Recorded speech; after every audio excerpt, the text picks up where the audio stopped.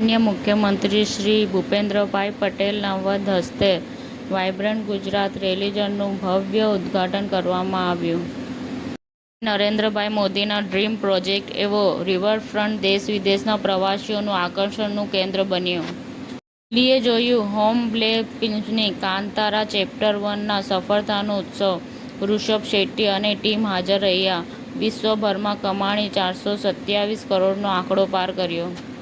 માનનીય મુખ્યમંત્રી શ્રી ભૂપેન્દ્રભાઈ પટેલના ઉપસ્થિતિમાં ગ્રીન એનર્જી ઇકોસિસ્ટમ ફ્લેગશિપ કાર્યક્રમ યોજાયો હતો. ધોળકા ખાતે આવેલ બદરખા પ્રાથમિક શાળાના 600 બાળકોને શૈક્ષણિક સાધનોની કીટનું વિતરણ કરાયું.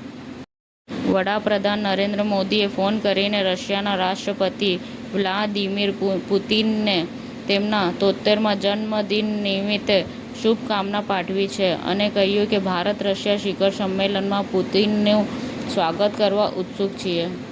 સિઝનનો સૌથી મોટો ધમાકો. રુષા એન્ડ બ્લિઝા અને નીતિ મોહને એલી અવરામ સાથે મળીને ઝાર ઝાર સોંગ રજૂ કર્યું.